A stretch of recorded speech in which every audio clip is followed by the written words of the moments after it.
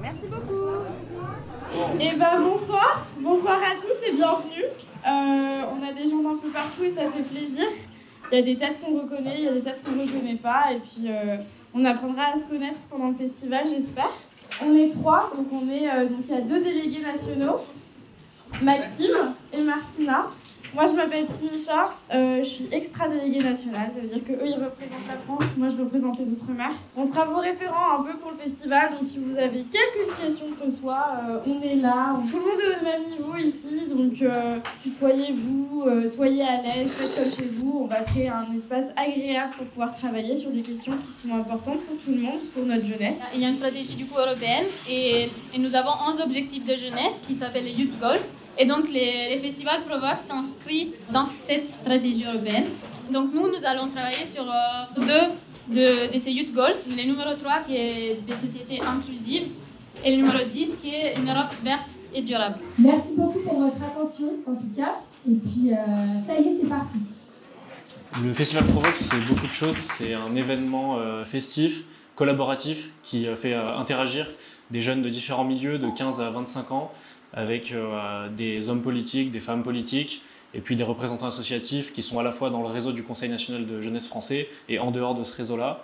Ça permet de se rencontrer et de construire des politiques, co-construire des politiques publiques de jeunesse et puis de tous ensemble se retrouver autour de la table pour parler de sujets de société importants et pouvoir aider ces jeunes-là aussi à monter en compétences et à s'exprimer. Et en début des campagnes, il y a eu un sondage qui a été lancé pour recueillir l'opinion des jeunes. Et donc pendant le festival Provox, les jeunes vont analyser les résultats de cette enquête pour pouvoir faire des propositions politiques concrètes. Nous, les délégués, on a déjà eu le temps d'aller à la rencontre des jeunes, récupérer leurs opinions sur certains sujets. On a déjà eu le temps de le remonter, d'avoir un certain travail qui a été fait avec les autres délégués des autres pays d'Europe. C'est le but de cette campagne, donc à la fin de l'année, faire des propositions au Conseil des ministres de l'Europe sur les 2 thématiques, donc l'inclusion et l'écologie, et donc aussi d'être garant que nos idées sont pas que nos idées, mais aussi sont les idées des jeunes Français. Pour moi, la rupture, c'est vraiment le fait de guider tous ses choix, personnels et professionnels, en fonction de ses convictions et de l'impact qu'on peut avoir, en disant ok, si je vais bosser là, c'est pour contribuer au bien commun, d'un point de vue social, d'un point de vue écologique. Si vous êtes bleu, vous êtes dans le groupe information et éducation. Si vous êtes dans le groupe jaune, vous êtes dans action et responsabilisation. Dans le groupe vert, vous êtes dans le groupe gouvernance. Si vous êtes dans le groupe orange, c'est mobilité et solidarité. Et enfin, le 5e groupe rouge, c'est accès aux infrastructures. Les agents qui sont originaires de territoires ultramarins, ils ont des facilités, voire en fait des billets qui sont payés pour pouvoir en fait aller voir leur famille, etc. Bon exemple aussi en Bretagne, je t'en viens, les habitants de Belle-Île-en-Mer, le bateau, en fait, il leur est moins cher pour les locaux. Donc tu peux aussi avoir des solutions qui permettent d'avoir des transports pour des personnes qui en fait ne peuvent pas faire autrement. Et la question des ultramarins, encore en France, elle est extrêmement importante à considérer parce que c'est des territoires qui, de fait, parce que les produits sont plus chers, etc., sont plus précarisés. Donc avoir des facilités, notamment pour les transports, pour venir en métropole, etc. Le bio, c'est en grande partie avec les mêmes semences que le non-bio. Donc on est sur des plantes hybrides et c'est à peu près les mêmes plantes. Il faut faire attention, c'est pas parce que c'est bio que c'est meilleur en soi. Et on a du bio industriel, donc il faut être vigilant aussi sur le bio à ce niveau-là, en disant le bio ça va dans le bon sens, mais en soi c'est pas suffisant. Par exemple, un fermier qui respecte la législation sur le bio, il a l'appellation bio, mais si à côté il y a une usine d'épuration, si dans sa ville il y a des déchets polluants et toxiques, et ben c'est dans la terre. Et même si le fermier il respecte toute la législation, dans ces terres en fait il y a profondément de la pollution et du coup ça fausse aussi ce bio. C'est du bio, mais c'est pas des produits qui sont réellement bio.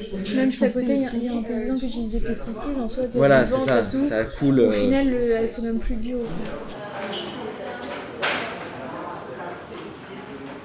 Je pense que là, ça recoupe aussi le fait que c'est le rôle de l'orga de communiquer sur ça parce qu'on est au plus proche des jeunes. Mais par contre, c'est le rôle des institutions de donner toutes les cartes en main pour avoir le maximum d'informations et aller sur donner accès aux droits. Enfin, c'est que nous, on peut communiquer sur les droits parce qu'on est au plus proche des jeunes, mais par contre, si nous-mêmes, on ne connaît pas les droits et qu'on n'est pas capable de communiquer dessus. Tu as une plateforme Erasmus pour l'orientation, tu as l'ONICEP, pour les bourses, tu as des services. En fait, tu as 15 services.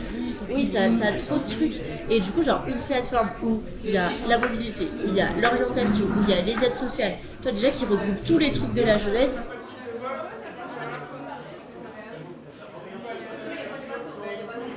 On est à 9,9 tonnes par personne. Est-ce que vous savez combien on doit être d'ici 2050 pour respecter l'accord de Paris?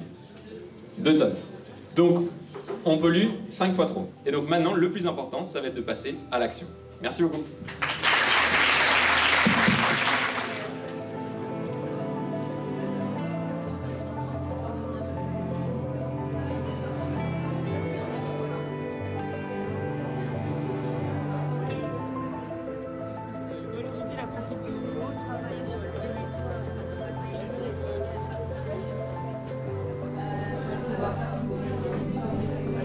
Au CNAGEP, on est un peu magicienne. Et donc, avec l'équipe, on a concocté un peu une potion et on a transformé nos jeunes délégués. Parce que nos jeunes délégués Provox sont quand même incroyables. On les a transformés en décideurs. Et donc, nous allons pouvoir tout à fait organiser une restitution. Le moment de la restitution, c'est un exercice oral là entre nous, mais bien évidemment que tout ce que vous avez travaillé est récupéré dans sa globalité.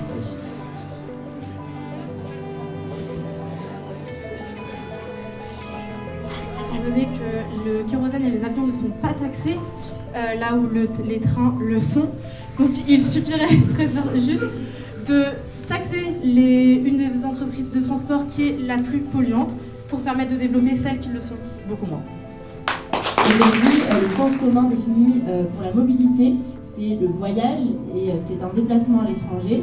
Or, on se rend bien compte que la mobilité, c'est simplement la découverte d'un territoire, d'une culture et surtout de rencontres, donc que ce soit à 10 km, à 50 ou à 1000 km de chez nous. Nous proposons de créer des temps de rencontres, d'échanges entre les établissements scolaires et les associations locales ou services publics, comme des centres sociaux, des EHPAD ou encore des centres de demandeurs d'asile. Et enfin, il faut faire des choix conscients, c'est-à-dire bien toujours se questionner sur nos choix et pas toujours choisir la facilité et prendre un peu plus de temps pour réfléchir à ce qu'on est en train de faire. Et voilà, c'est la fin du festival 2022. Et je pense que c'est le moment de clôturer. Vous avez tous envie de rentrer chez vous. Vous avez tous envie aussi de maturer un peu tout ce qui s'est passé dans vos têtes. Merci pour tout. Et puis, gros bisous de nous trois. Bravo.